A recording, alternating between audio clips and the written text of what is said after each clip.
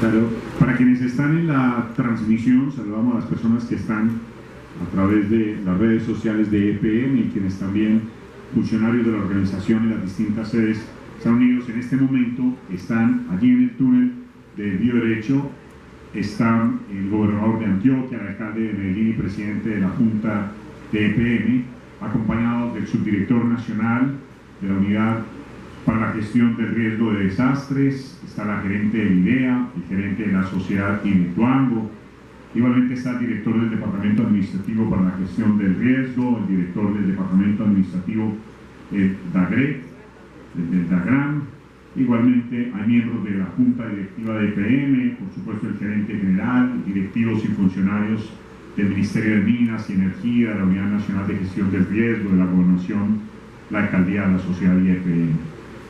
Asimismo hay representantes de los organismos de gestión del riesgo, Cruz Roja Colombiana. ¿De cuánto hablamos, Daniel, el tiempo que se demoró en los diferentes trabajos para lograr este taponamiento definitivo? Bueno, los trabajos acá, o toda esta, digamos, la idea, esa concepción inicial, esto empezó desde aproximadamente 5 años. En el 2019, después de todo lo que ocurrió con la contingencia, empezaron primero como con esta, digamos, lluvia de ideas, ver qué vamos a hacer con este problema que tenemos. Ese mismo año, en el 2019, empezaron a ejecutarse todos los trabajos. Lo primero fue las perforaciones de unos micropilotes, que es básicamente una barrera, la barrera que teníamos que poner ahí para poder empezar, digámoslo así, a tirar cosas y que se quedaran donde necesitábamos que se quedaran, ¿cierto? Para poder desviar el agua. Entonces esos trabajos empezaron en 2019, ya después, digamos que se vino de manera continua hasta el lanzamiento de esferas, que fue también otro hito que tuvimos aquí, ¿cierto? El famoso lanzamiento de esferas. Que eso fue entre el 2021 y el 2022. Después, en el 2023, empezamos con otros estudios que había que hacer para el lanzamiento de otro material que fue un filtro plástico. Hay que, digamos, para dar un poco de contexto, esto se taponó con una serie de materiales que tuvimos que ir tirando, literalmente, desde otro túnel, ¿cierto? Entonces primero fueron unas esferas, después fue material plástico, que este fue entre finales del 2023 y principios del 2024, y ya finalmente con eso logramos desviar el agua para poder entrar al túnel. El gran problema aquí era que nosotros no podíamos entrar al túnel, pues porque tenía un agua o un caudal más o menos como el del río Medellín, entonces pues claramente no podíamos entrar a pie, teníamos que desviar esa agua. Entonces todo ese proceso desde la concepción del diseño hasta el desvío del agua y el ingreso al túnel fue más o menos unos 5 años.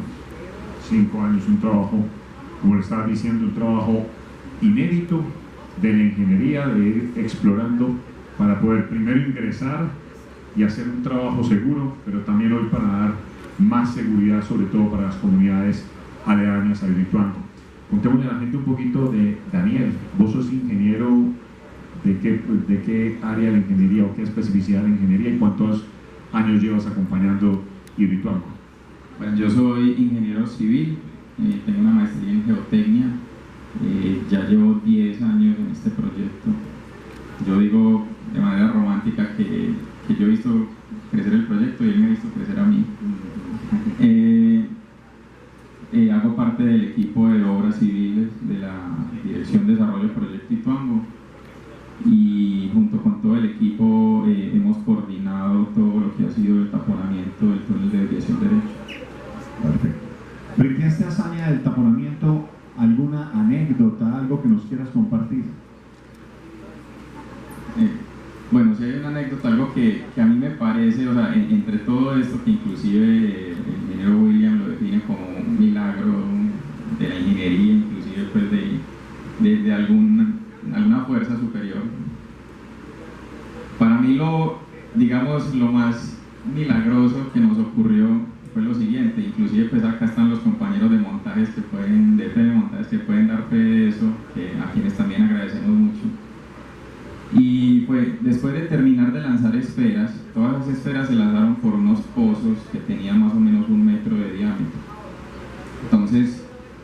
idea era que cuando lanzábamos esas esferas, el agua iba a empezar a subir, ¿cierto? Estábamos desviando el agua desde un túnel desde abajo hacia otro que teníamos arriba. Entonces, lanzábamos esferas, el agua empezaba a subir, y después de terminar de lanzar esferas, se supone que el agua iba a quedar, digámoslo así, a ras de los pozos por donde, o esas bocas por donde estábamos lanzando las esferas. Después de terminar de lanzar esferas, el plan era meter lo que nosotros llamamos unos obturadores. Imagínate como un pistón que iba a bajar por todo ese tubo, como para fijar las esferas allá abajo y que el material que venía después, que era el filtro, que podía flotar, no se nos subiera por ahí. ¿Qué pasa? Que pues era, digámoslo así, una carrera contra el tiempo, porque lanzamos las últimas esferas y nos tocó ver cómo el agua se nos venía, o sea, literal, con el agua al cuello. Entonces dijimos, listo, metamos los obturadores. Empezamos a izarlos, metimos un obturador, exitoso, perfecto. Cuando fuimos a meter el otro, la guaya se nos reventó y el obturador se nos fue para abajo. No sabíamos si había quedado dentro del pozo, si se había ido derecho, o sea, no teníamos ni idea de ese obturador. Entonces nos tocó correr como a mirar cómo fabricábamos otro obturador, y literal el agua subiéndonos así, ya se estaba empezando como a rebosar. O sea, ya nos veíamos como inundados ahí, pues, ¿cierto? Entonces, en una de esas dijimos, bueno, ¿por qué no metemos este gancho a ver si de pronto el obturador sigue por allá dentro del tubo? Y empezamos como a tocar y se sentía que estaba dentro del tubo todavía, y dijimos, ve, ¿por qué no lo intentamos pescar? Pues, o sea, él estaba como pegado de unas guayas, ¿por qué no lo intentamos pescar? Pues estamos hablando de que vas a meter una guaya, pues, o un cable con un gancho de 30 metros y empezar como a buscar algo por allá, ¿sí? Algo por allá, ¿está? Y bueno, había un compañero de montajes que eso le daba vueltas a esa guaya, jalaba, eso nada, hasta que dijimos, no, ya, rindámonos con eso. Ya se perdió el obturador, miremos cómo vamos a fabricar otro antes de que nos inundemos acá. Entonces, bueno, nosotros seguíamos corriendo y como, no, bueno, saque ese gancho de ahí. Y cuando fue sacando el gancho, cuando de un momento a otro vimos que fue saliendo el obturador. Así, eso fue, no, una fiesta, o sea, si los compañeros de montaje recuerdan eso fue una fiesta la que armamos ahí en ese túnel. Porque es que ni siquiera, o sea, imagínate un cilindro pegado como de unas cuerdas así, ¿cierto? Y una de esas cuerdas tenía por aquí un nudito suelto. Y ni siquiera cogimos estas cuerdas, sino que cogimos ese nudito. O sea, ¿cuál es la probabilidad de que vos a 30 metros, revolviendo así con una cuerda y un gancho, pesques eso con eso? O sea, eso para nosotros fue un milagro. Nosotros por ahí tenemos pues las fotos de eso. Eso fue una experiencia increíble. Pero bueno, anécdotas de este proceso. Finalmente, contanos las características del tapón. ¿Qué tipo de materiales se ponen allí? Y darnos como una proporción de todos esos metros. Eso corresponde a como tener, yo no sé, cuántas volquetas seguidas. Contanos un poquitico de referencia a esto. Bueno, el tapón como tal es un tapón de concreto masivo, es decir, eso es, digamos, puro concreto, lo que es el tapón definitivo, ¿cierto?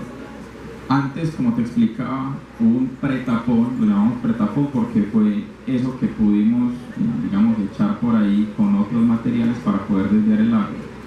En ese estaban las esferas, que son de nylon con una densidad especial parecida a la del agua para que pudieran viajar dentro de esas líneas de flujo y chocar allá contra los micropilotes, entonces nylon. Después venía un filtro plástico, literalmente hecho de plástico reciclado, y ese también viajaba ahí en ese pretapón. Y después concreto, pero concreto especial que cuando cae en el agua no se separa todo, sino que queda como una pasta, se llama concreto antihelado, ese en el pretapón. Y ya el tapón, como te digo, es concreto masivo. Concreto masivo son aproximadamente unos 9.000 metros cúbicos de concreto.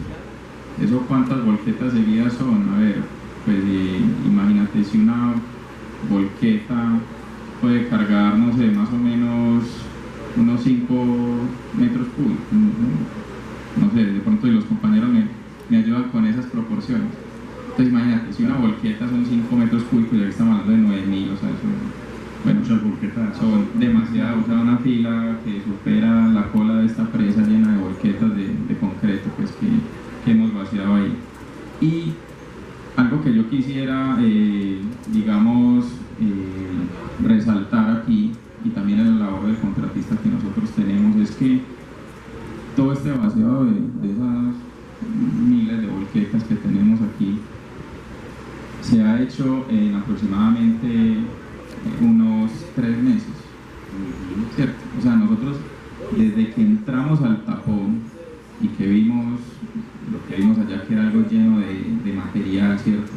Todo ese proceso de entrar, de quitar todo ese material, digamos, que teníamos ahí para encontrar roca firme para poder fundar esto, estamos hablando de que eso fue en abril a septiembre, o sea, más o menos 5 meses en todo ese proceso. Es una labor para resaltar, pues, también de todos los contratistas. Tiempo en el que se logra hacer esto. Pues Daniel, muchas gracias por acompañarnos y contarnos un poquitico de lo que se ha venido y cómo se ha venido construyendo ese tapón, que como decíamos hace un rato es toda una hazaña que por supuesto representa un hito muy importante para la central de generación, pero también para la seguridad de las comunidades aledañas a Hidroituango. No, muchas gracias a ustedes, y si me permite un espacio para agradecer nuevamente a todas las personas que han hecho parte de este proceso. Este proceso, como decíamos, son 6 años, 5 o 6 años que llevamos en esto. Por aquí ha pasado mucha gente, desde los diseñadores, asesores que son Integral, Interventoría, Indetexedi, el mismo CCC, Shader Camargo como ejecutor, EPM Montajes, EPM Proyectos. Yo creo que vale la pena rescatar el trabajo que han hecho todos para poder materializar esto que estamos viviendo y celebrando hoy. A ti muchas gracias. Nos seguimos dejando ahí con algunas imágenes y ya en minutos van a estar nuestros voceros